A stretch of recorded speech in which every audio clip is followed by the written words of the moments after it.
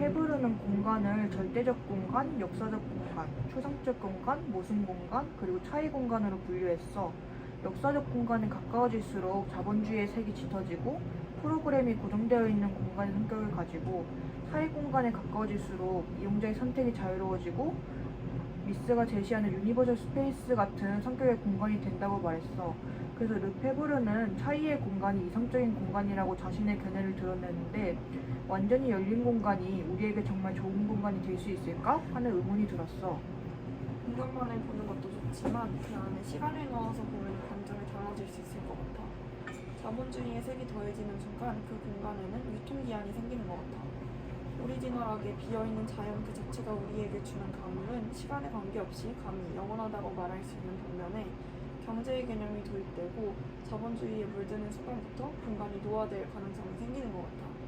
여가지를 예시로 들면, 처음에는 하나의 시장으로서 작동하면서 지역과 사회에 좋은 영향을 미치지만 시간이 점차 흘러서 관광객이 줄어들게 되면은 경제적으로는 물론이고 본연의 자연마저도 형태화되니까.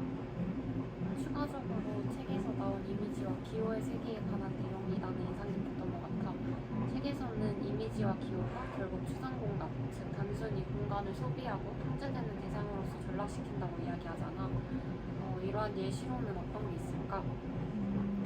예를 들면 인스타그램이 있을 것 같아. 가끔 우리가 어디 가지? 하고 인스타그램에 서치를 해보면은 감성 카페와 같은 문구들이 눈에 띄지 않아?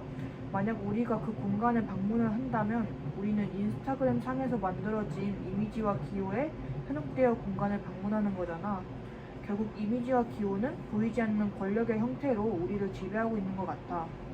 맞아, 가끔 흥미로운 공간에 방문했을 때 나는 습관적으로 사진을 찍고 인스타그램에 업로드를 하는데, 결국 인스타그램에 내가 파편화된 공간의 모습을 올리게 되면 그 공간은 기호화된 소비의 대상이 되는 게 아닐까?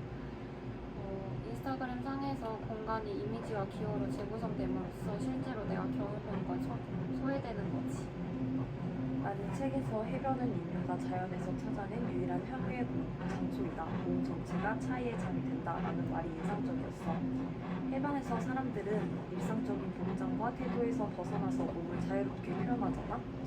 이는 해변에서 나이, 계층, 성별 등의 사회적 차이가 일시적으로 해체되거나 다른 방식으로 재구성될 수 있는 공간이기 때문은 아닐까 생각했어. 나는 꼭 그렇게만 생각하진 않아. 해변에서의 경험이 자유롭고 해방적인 것처럼 보이지만 사실 그 안에도 자본과 권력이 작동하고 있다고 생각해. 특정 사람들이 더 쉽게 접근할 수 있는 전용 리조트나 상업적 공간 같은 것도 결국 해변을 계층화하고 구획화하는 방식이잖아. 그래서 해변은 해방의 공간인 동시에 통제의 공간이기도 한 것 같아.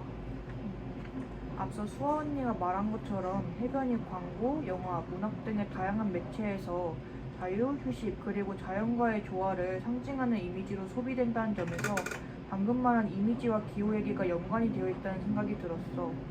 이러한 이미지와 기호는 사람들이 해변을 단순히 자연적이고 물리적인 공간으로 경험하지 못하게 하고 특정한 이상화된 방식으로 인식하게 만드는 거지.